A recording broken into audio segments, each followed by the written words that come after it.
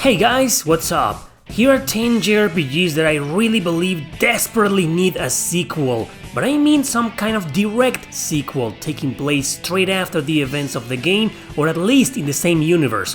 Alright, here are my picks, so let's begin.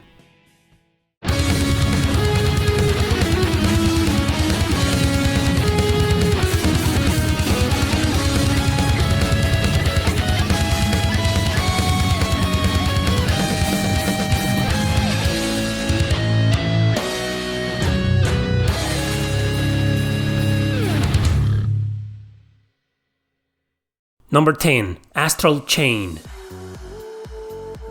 I finished this game a few months ago and I noticed the ending left everything it needs to get a sequel. Now don't worry, I won't spoil anything at all from this or any of the games in this list, but let's just say that Platinum Games created a pretty interesting universe that can easily expand to more. A direct sequel will work wonders, you know what I mean if you beat the game. There were a few things explained only on in-game documents that show its big potential, plus the aftermath of the events and the ending just beg for a continuation. Gameplay-wise, everything should just evolve but not change. Maybe combat and controls could be refined, not as in improved but as in a more friendly approach. Oh, and I know I'm asking for the impossible here, but if they can get rid of the Switch exclusivity, it will sell much more.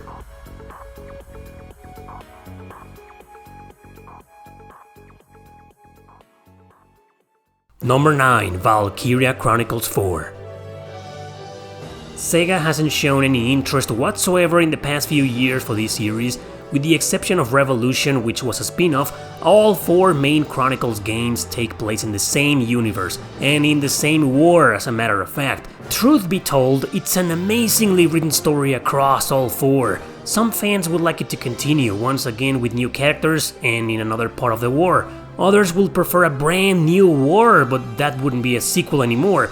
That'll be just another game in the series. Story-wise, it will be a reboot. Unless it takes place in the same universe, maybe several years before or after the events of the first 4 games.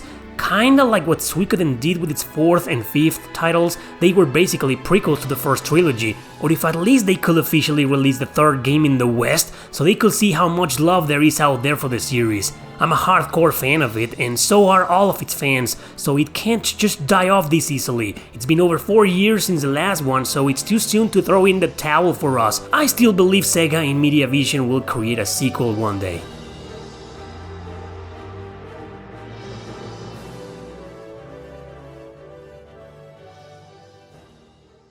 Number 8. Nier Automata. I don't want to jinx it by saying this, but due to the massive success of this game, a sequel is most likely a guarantee. But it's been over 6 years since its release, and since then we've only gotten a mobile exclusive that no one gave a damn about. A half remake, half remaster, I don't even know what to call it anymore, of the first game was released almost 2 years ago, which was awesome. So Square Enix is indeed showing fans they still care about this series, and will probably have Yoko Taro developing a new title soon. Since both games are connected in such a vague but very intriguing way, I'd like the next one to be just like that. I'm not sure a direct sequel to either game will work, I don't think so, more like a different situation once again with new characters in the same universe. Or if not, how about a prequel? If you guys ever finished the first game, be it Gestalt or Replicant, you know very well what I'm talking about. Wouldn't it be awesome to get the whole point of view of what really happened before, or how things like Project Gestalt came into existence? Or how about the prequel to Automata? To see how the world came to be in such a state. You know, what happened in between both games? But to be honest, I will very much like a sequel to Automata. Whatever the case, there's a massive amount of potential here, so I just hope we get a new Nier game soon. For consoles, not for freaking phones.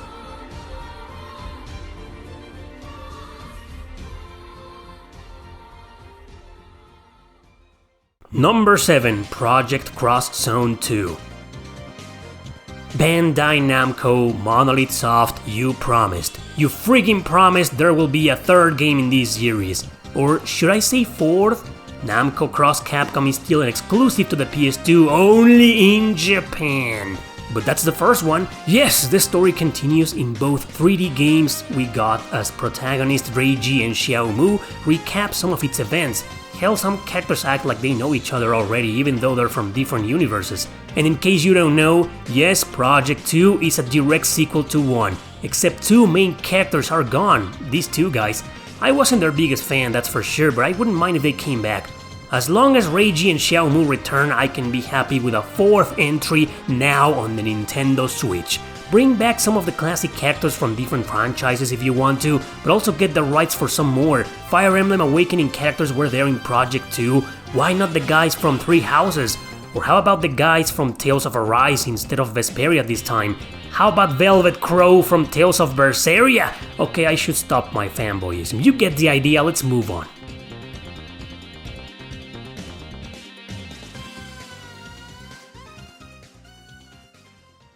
Number 6, Are No Surge. First there was Artonelico 1 and 2 on the PS2. Then a 3rd game came along on the PS3, but they changed turn-based for action. Developers Ghost got a lot of backlash for that.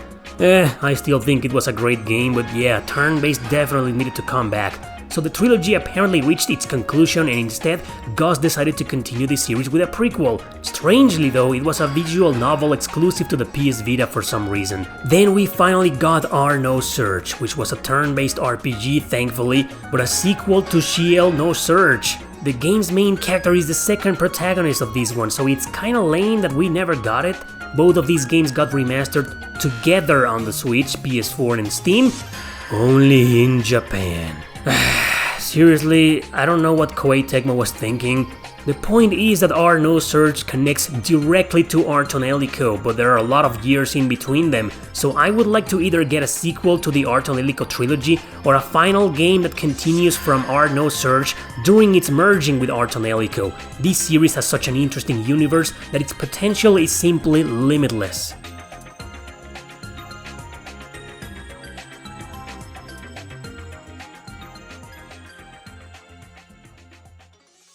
Number 5, the DioField Chronicle.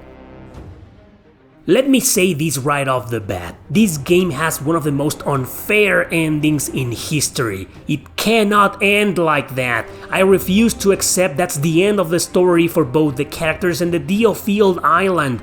I don't know if Lankar said that developers ended the game that way because they ran out of budget or because Square Enix gave them some kind of time limit. Or maybe, which is exactly what I'm hoping for, they did that on purpose precisely to tease a possible direct sequel. The DioField Chronicle has more plot holes than you can imagine. How the outcome was carried out feels like total halt during its masterful climax. We need to know what happened with some characters and what they're gonna do now that things have changed. There is no conclusion whatsoever here. It's a story that I strongly believe didn't end. I know the game didn't sell much and probably Square Enix won't let a sequel happen, but a man can dream, can he?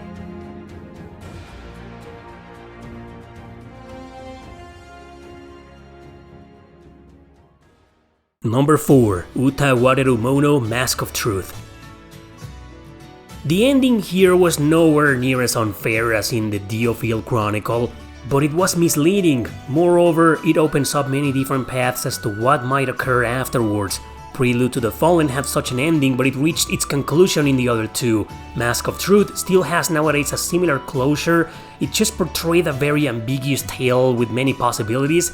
Then we got Monochrome Mobius, which is supposed to take place before the events of Mask of Deception. Only Japan got the console versions while we were left with the Steam release. Well, that sucks. I still want a sequel, not a prequel. Wait, what's that?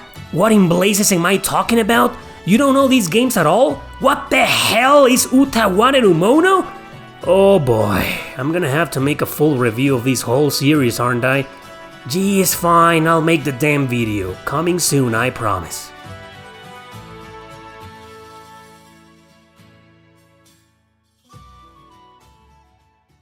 Number 3, .hack.gu. A highly interesting and fantastic universe was created during the early 2000s by CyberConnect 2. They unfortunately no longer work with Bandai Namco, who holds the rights to the series. So, will a third saga ever be created? We saw a bunch of characters that were literally that, characters in an MMORPG getting stuck in the game, others falling into a coma. We saw excellent character development and story progression throughout 7 volumes, 4 belonging to one arc and 3 composing a second. So where's the third arc? Why is this series dead like so many others out there? But you know what? Other series just need a new game, even if it's a different story, world and characters. Dot Hack cannot function without a direct sequel. Maybe Bandai Namco knows this and that's why they won't work on a sequel, a new arc. Well, Dot Hack GU was remastered on PS4 and Switch recently. If at least we could get remasters of the first arc, maybe Namco will see enough interest. But what about CyberConnect 2? Will Namco get a new developer or will they bring them back?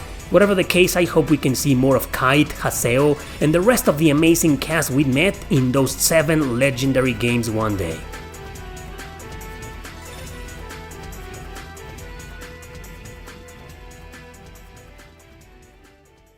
Number 2, the Chrono games.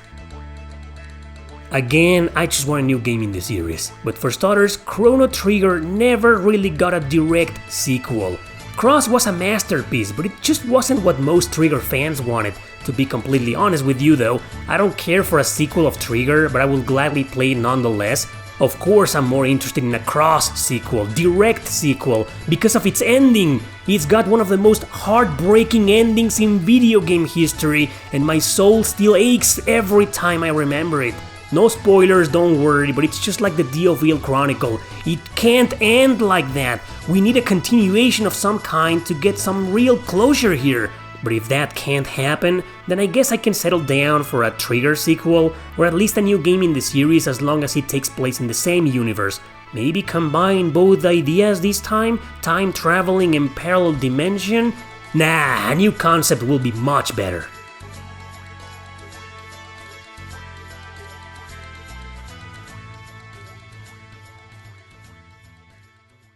Number 1, Valkyrie Profile 2. This game has a unique position as a second episode. It acts as both a prequel and a sequel to the original, but also mixing an alternative timeline. Between both stories though, we were starting to see a highly interesting universe, brimming with originality. Then it all went to hell with spin-offs and reboots. We do not want garbage like this, Square Enix. We want a true Valkyrie Profile 3 with Christ as the main character, or Lenneth again if you want to. No more convoluted tactical RPGs that are spin-offs.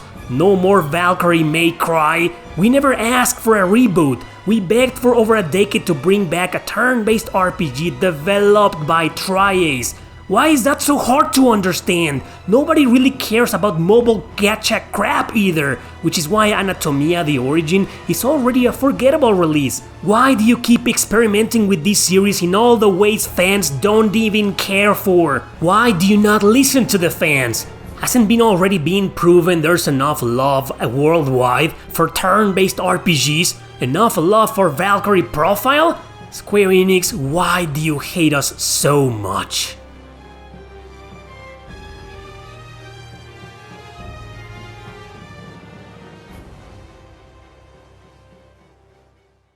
Well, I guess that's it. Other JRPGs out there might also be in need of a sequel, but I'm sure you'll fill the comment section with them all. Utawarerumono series review coming soon, don't miss it. Thanks for watching, don't forget to subscribe and share this video with your friends. See you next time!